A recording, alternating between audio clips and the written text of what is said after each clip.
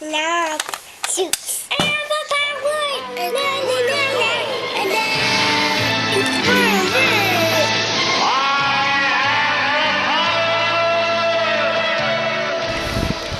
Hey everybody, welcome to another episode of my Masters of the Universe Memories. We're outside today, which is kind of weird, but I'm heading over to my friend Paul's shop. He's the one who made the Masters of the Universe Man-at-Arms costume that we won the Mattel costume contest at Comic-Con with. So I'm going to go over there and we're going to talk a little bit about that. So it should be good, and hope you enjoy it. So Paul works at a automotive upholstery shop. So there's cars and stuff in here, and lots of materials to work with. So this is Paul's area over here. This is Paul. Everybody remembers Paul. Hi everybody. Yeah. Pretend like this is candid. We didn't already set all this up. Of course not. Okay. I wouldn't do that. So here's the back of the costume that Paul made, and you can see a lot of this online already. So this is the finished product. These are the way all the pieces clip in.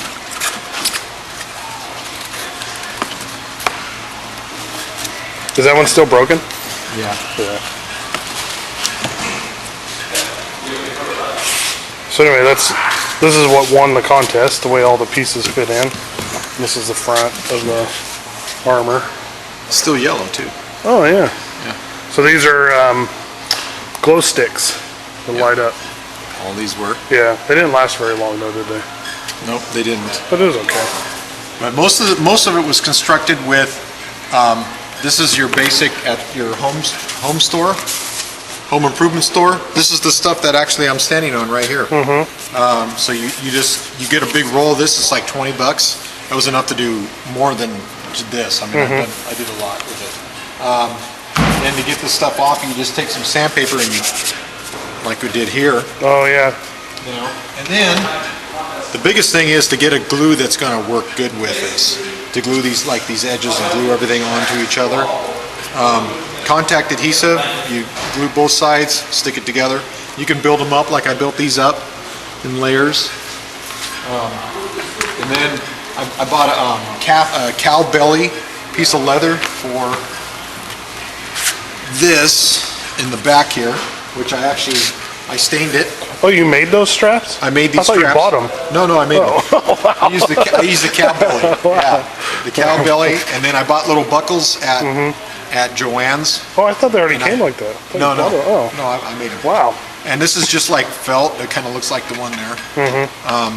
Then like this little knife right here. I mean, this little It's a deadly weapon. Yeah, some kind of dagger looking thing. There's actually one of these glue sticks that I just painted it and sharpened it and painted it. So these are all things I'm learning now too. And this is just foam and stuff, and everything's just painted.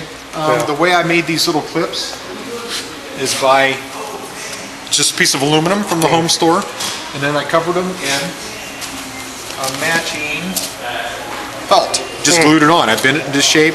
I bent little things to hold them in there, glued it on, and then I riveted them. Oh yeah, those are rivets. These are all riveted on. Yeah. And you can see actually from here how I did some of them. From the inside. Everything's riveted, and I always put metal backings on everything I did too, because you know the big thing is to make sure it's going to last. Right. Walking around with exactly. it. I mean, you don't want it to fall apart. No. This was Brandon's idea to put the little netting in here. Oh yeah. You get that from Joann's. The netting. Thought it would make it a little more authentic. Yeah. PVC right here, and this is actually a copper. Here's the PVC that I use for this, and this is actually a copper fitting that I use for that. And these are little copper things that I brackets. riveted those on too. Oh, yeah. This is from a vacuum cleaner. Just cut the hose down. This is another piece of this cap. The cow belly leather that I painted gold. Then this thing here was actually from like a hot rod fire extinguisher. It was a halon extinguisher. I just took all the decals and stuff off. I had a nice little gauge on that little thing. Yeah. Took the little thing that you squeeze off. And then these are little wire Loom. covers. Right. It comes in strips and stuff. And then all these little buttons are just like the foam that I just cut out. You can get, I mean, these are like $1 a piece at Joann's, and I just glued them together, and then I use a hole punch, and then you just kind of sand them down, the edges and stuff, and then just glue those on in your appliques. Let's see, what else? The weapons are made all out of cardboard and foam. This little round thing is actually one of those little beanies that felt beanie that you use. I cut that down and put that on top, but all the rest of this is foam and cardboard. Just constructed it. Everything was covered with, let me get that for you, called plastic dip, because I wanted it to have that action figure look, that plastic look, and it paid off because it really worked out good. But you can get this in a variety of colors. I had to mix red and yellow together to get the orange, because they didn't come in orange. So most of it's just trial and error. I am an auto upholsterer, so I'm able to do some stuff, but all this stuff here was mainly just gluing and cutting and painting, most of it. The little leg pieces, the only thing I really sewed, well, not just the leg pieces. I actually had to sew this up, but you really didn't have to sew that on there either. You could have glued all that on there. Yeah. But and then like this belt was actually, that's another piece of foam underneath before I glued the material over it, and that was actually this calf belly too. And this is all sewn? Yeah, it's all sewn up. Stitched. Yeah, I don't know how many people have an industrial sewing machine, but this. What's you use for these? That's just some of this foam that I just sanded down. All this is, and I just put another piece of color and I sewed around that.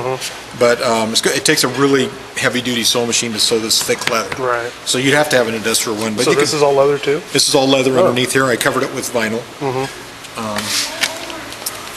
Then this helmet was actually it was one of those kids. It was only basically about that big, that tall. One of like I wouldn't say like a German helmet, but it's something like that. But it was plastic, and I added all this in foam. I extended it, and then I fiberglassed the whole thing to give it a rigid, to make it more rigid. And then the rest of this is just appliques of the foam, the different foams. Then these things, we Velcroed them on. These are actually little buttons.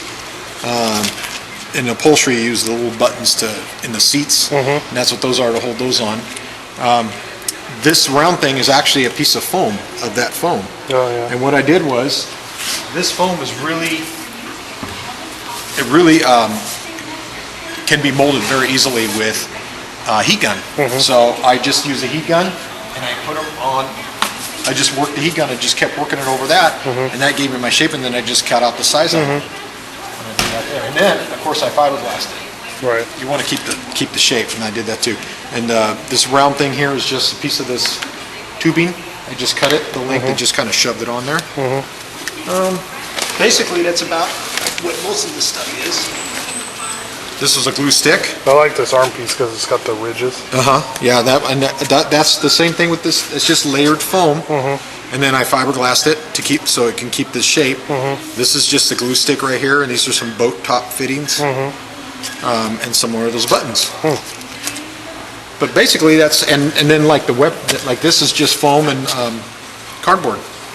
That's all it is. And you have to sand it down and sand it, paint it. Yep, prime it. You got to do a lot of priming. Yeah. But basically, that's how it was all done. Okay, well this is. As you've seen online, this was my power sword, and it actually got damaged on the way back home from Comic-Con. It ended up having a really big dent in the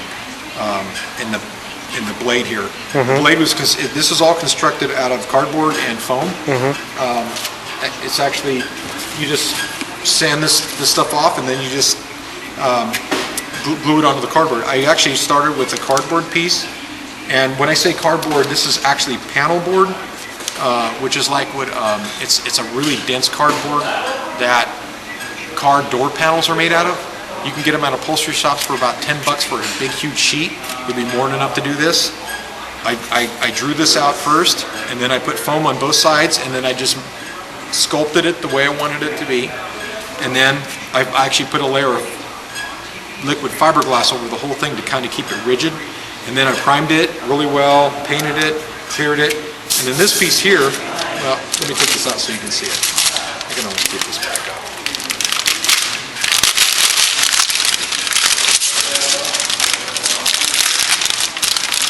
And you get the idea of what it looks like. This piece here was just, I cut this piece of panel board out and I traced it, so I had two exact opposites. I kind of set it where I wanted it on here, and then I built this foam up in between here.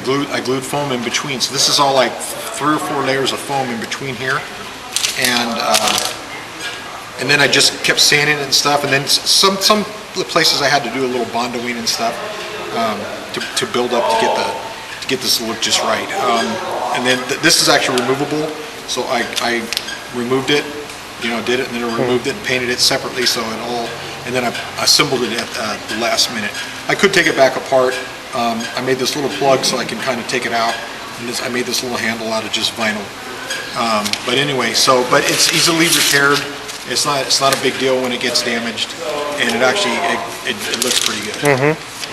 So, we got the most compliments on the sword while we were down there. We got a lot of compliments. People loved holding the sword while they get their picture taken. They just loved it. And He-Man wanted to know how you made it too, remember? Yes, the He-Man, because he had a sword, but his was good, but not that good. Yeah. And I did get one criticism that it wasn't silver. Right. Okay, but you know. Well, Prince Adam the toy didn't have a silver one; he had a pink one. That's it. He had. This is what I thought it looked like. Yeah. And from what I see, it's pretty close. And we based all of these on the toy, not the. I made them off the toy. Yeah. Yeah, not the originals. Right. So. Was there any places online or like other costume makers that you got ideas from? I tried looking on YouTube and stuff, but there was nothing's really that good. It was basically just trial and error. Right. Luckily I have access to material tubes. I don't know if you can take a shot over there. Yeah. See the material tubes there, that the actual vinyl, rolls of vinyl and cloth actually come in. So they're kind of like the ones that the Christmas paper is wrapped in, but they're like 5 times heavier duty. Right. And that's what I use for the basis of this, for the handle to run up into the sword, to give it some rigidity. But no one had a good idea of how to make it last, because this thing's really well built. I mean, you could probably hit somebody with this and you'd probably still be okay. But it is really well made. If you do say so yourself. Yeah, I must say that. If it's a fact, it's a fact. Yeah, that's just the way it is. But it just takes time. Right. That's it. And the thing is, and just like the back of this thing here, and the front, but by having these things removable was one of the things that put this over the top of some of the other Masters of the Universe outfits, because there were some really good ones. Yeah. I mean, some of those gals were just they're impeccable. Yeah. I mean, and He-Man's costume was awesome. Yeah. So, but it's all in the details. Right. So the more detailed you get, the better you're going to do. Right. Okay. Well, there you have it. So that's how the costume was made, and that's how we'll make some more in the future, maybe. Sounds good. Okay. All right. We'll be back. Okay. Bye.